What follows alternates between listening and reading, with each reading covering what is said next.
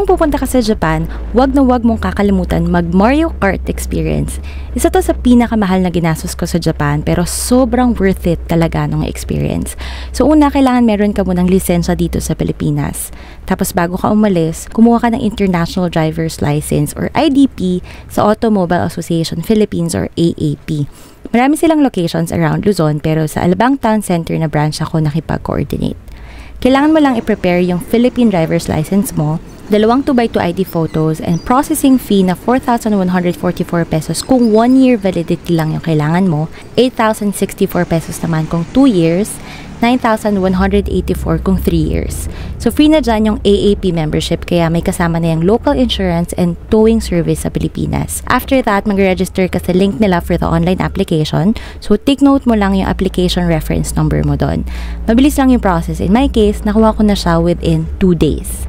Pwede mong i-pick up yung IDP mo sa locations nila. Pwede mo ring ipapadala for only 135 pesos for Luzon and 150 pesos for Visayas and Mindanao. Pwede ka rin magpabook ng Lalamove or Grab kung available yun sa location mo. Take note na may 2 format ang International Driver's License, Geneva Convention format at Vienna Convention format. Make sure na kukunin mo ay yung Geneva Convention format kasi yun lang yung tatanggapin sa Japan. And also make sure na may stamp yung Category B.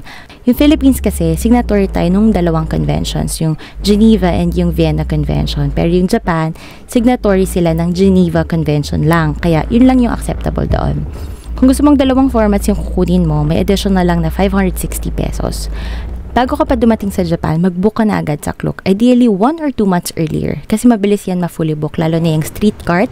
Yun yung name ng company na pinakasikat doon kasi sila yung original na nagpaumpisa ng activity na to sa Japan. Maraming ibang agencies, pero ito yung pinaka-ni-recommend ng karamihan. 6,371 pesos siya, pero pwede nyo gamitin yung Klook codes ko para meron kayong additional discounts. Maraming routes na pwede pagpilian, Shibuya, Tokyo Bay, Asakusa, Akihabara, pero pinili namin yung Shibuya para mas exciting kasi dadaan siya dun sa Shibuya Crossing. Pagdating nyo dun, ipapresent nyo yung IDP, Philippine license, and passport nyo, tapos dapat lahat yung bit-bit nyo or else pwede kayong i-reject pagdating nyo dun. Agahan nyo para makapamili pa kayo ng gusto nyong costume na susuot nyo while driving, tapos may iwan nyo pa yung gamit nyo sa lockers. Remember din na bawal ang open sandals or heels, dapat closed shoes lang or rubber shoes. May safety briefing naman bago siya mag-umpisa para matutunan yung hand signals ng guide nyo. So, tuturuan kayo kung kailan kayo dapat single file lang or kailangan 2 files yung sasakyan ng group nyo. Make sure na mag-rent kayo ng GoPro pati ng SD card para ma-record yung buong ride nyo. Nasa around 2,000 yen lang siya. So, mga 700 pesos lang yon. So, yun yung 16 gig SD card pagtapos nun. In total, 1 hour yung activity. There you go. Enjoy Japan!